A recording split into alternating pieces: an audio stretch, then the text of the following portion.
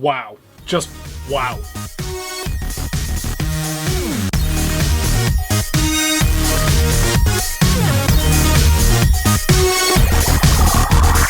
Hello ladies and gentlemen, my name is Smiley, and today I am very, very excited to be talking with you guys about the brand new season finale for Doctor Who, the two-parter, World Enough in Time, and The Doctor Falls. Okay, so, just starting off real quick, there are going to be spoilers in this video, so if you have not seen these episodes yet, I highly, highly recommend going and watching them first, unless you just don't care about spoilers for whatever reason, but I care about spoilers so much that the entire day of The Doctor Falls, I didn't go on Twitter at all because I was so sure that there was going to be a regeneration in this episode, and I didn't want to hear about it until I was ready. Spoiler warning. After these two episodes, and the upcoming Christmas special, which will obviously be released on Christmas, Peter Capaldi and Stephen Moffat will be leaving the show. It makes these two episodes even sadder. I mean, I think there was about 4 or 5 times watching, especially The Doctor Falls, where I just started tearing up and I was... It was some heavy, heavy stuff. But they did such a great job with it. The writing, as always, is top-notch. The acting is fantastic.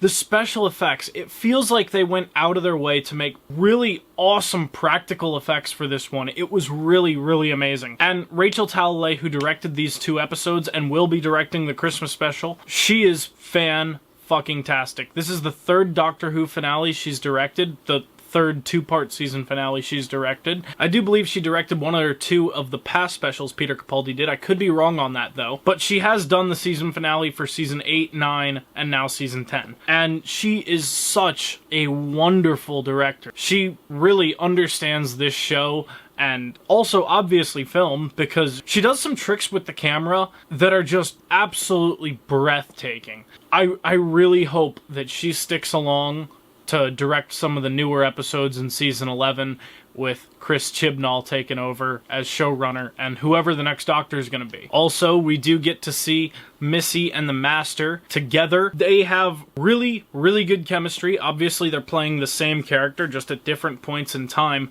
And they're just... every scene between them is really, really spectacular. I mean, every scene in this is spectacular, but these really stand out because they are the same person, and you can tell that they are the same person, but they are so incredibly different. It's really, really quite spectacular. We get to see how John Sims' Master regenerates into Missy, and we see, presumably, Missy's death. In order to stop Missy from helping the Doctor, the Master gave her a fucking blast from his weaponized sonic screwdriver, and as far as we know, killed her. And that was... It was a really poetic ending for the Master. The Master, they stabbed themselves in the back. It was dead perfect. And also, how Missy died, trying to go back and help the Doctor, it was beautiful. It was really, really beautiful, because throughout the entire season, Peter Capaldi kept telling her, without witness, without reward. You know, she died trying to do the right thing, without witness and without reward, and that was really, really just beautiful. And I do think... if they gave Oscars to TV shows, this episode right here fucking deserves it. The Doctor Falls. This should have just been one long episode. World Enough in Time and The Doctor Falls should have just been 1 hour-and-a-half long episode. That's how I see it as, personally. We also see Bill, now a Cyberman, and this is just absolutely heartbreaking because we keep transitioning from seeing her as a human, which is how she sees herself, to how everyone else, including the Doctor, sees her, which is a Cyberman, because she's undergone a full conversion. And this is just some truly heartbreaking moments when Bill is realizing that she won't be able to live a life anymore, and she's stuck inside this body that's not hers and that is threatening and dangerous and alien to everyone. It really is truly one of the best character moments in the entire series, as well as the rest of her arc, which we'll get into later on in the review. But I want to talk to you about this action sequence. When the Cybermen are coming up, they're getting ready to fuck shit up, and it's the Doctor's final stand against the Cybermen. This is one of the best... actually, scratch that. I think it is the best action scene in Doctor Who history. The Doctor is running through the forest. He is just blowing up Cybermen with his sonic screwdriver, and it is just so incredibly well shot every single explosion and Cyberman being blasted back is all real practical effects, and you can tell just how visceral and how dirty this action is. I mean, this feels like the Doctor's fucking shining moment. This is some intense shit. In this battle is where the Doctor falls, and he blows up the entire floor of Cybermen. I probably should have mentioned they're on a ship. They've been on a ship since World Enough in Time. If you're watching this video, you've seen the episodes. You know what's going on. So the Doctor blows up the whole floor. Cyberman Bill walks over to the Doctor, and we see her just staring down at him, presumably dead. It looks like he's dead. Then all of a sudden, we see the water start moving from behind Bill. Something starts coming out of the water. And it's the girl from the beginning of the season, Heather, the girl with the star in her eye. Seeing her come back and seeing her and Bill end up having the ability to be together in the end, it was a really, really nice ending for Bill, and I thought it was... I mean, obviously, it got me. I mean, it ripped my heart out to see Bill go, but they really did give her a really beautiful ending, and it is kind of open if they want to bring her back in the future. I guess technically they're open to do that, but I feel like this is such a beautiful ending for her character. They could leave her alone, and I think it'd be very nice. But before Bill and Heather go off on their own adventures, they drop the Doctor back off on his TARDIS, and he is about to regenerate. He is on the verge, and he doesn't want to.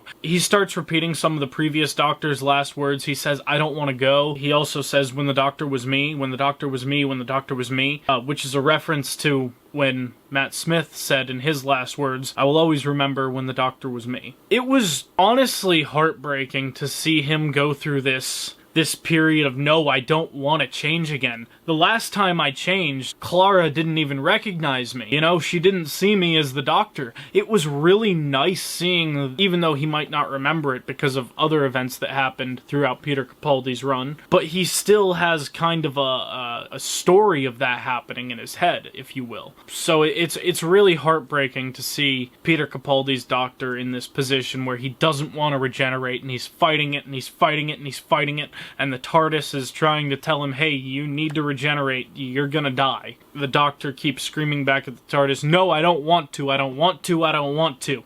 I don't want to change, never again. The TARDIS lands him on a planet, and the Doctor gets out, he falls to his knees, and you see him start to regenerate, and then he screams, no! And represses it. He gets it back down. He's like, no, I'm not changing yet. And then all of a sudden, out of the distance, we hear someone calling, hello? Is someone there? And the Doctor looks up and he's like, yes, I'm the Doctor. And then out of the snow, you see someone walking with what looks like the first Doctor's clothes, and he walks out and he's like, no, no, no, you may be a Doctor, but I'm the Doctor. The original, you might say. And it's David Bradley playing the first Doctor, and what a reveal. What a reveal for the Christmas special. So, on Christmas, we're gonna get an episode with Peter Capaldi and David Bradley, the 12th and first Doctor side by side.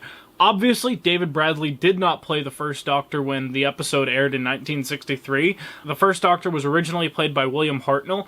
David Bradley played William Hartnell in I want to call it a biopic, a Doctor Who biopic, called An Adventure in Space and Time, which released simultaneously with the Day of the Doctor 50th anniversary, which was also fantastic. I kind of want to do a review of that sometime in the future. Yeah, so he pulled off playing the first Doctor really well. We have no idea who the 13th Doctor is going to be at this point, which is a little sad. I was kind of hoping we'd get a peek at who it was going to be, but you know what? I guess we'll find out for Christmas. Guys, I'd like to thank you so much for watching. I know we don't usually do spoiler videos on here, but I just couldn't talk about these episodes without bringing up spoilers. You know, if you guys are Doctor Who fans, you probably have already seen these episodes. If you like this video, please click on the like button. If you didn't like the video, click on the dislike button. Leave me a comment down below letting me know who you think the next Doctor is going to be. Let's talk about some wibbly-wobbly, timey-wimey stuff down there too, guys. Thank you so much for watching, and as always, keep it kosher. Peace. Oh shit, wait. I didn't rate this, did I? Do I rate TV shows? Should I bother? I mean, obviously it's a 10 out of 10, but should I bother rating it at all, I guess is the question? Because, I mean, you know it's a 10 out of 10. It's Doctor Who. Yeah, 10 out of 10. Keep it kosher. Peace.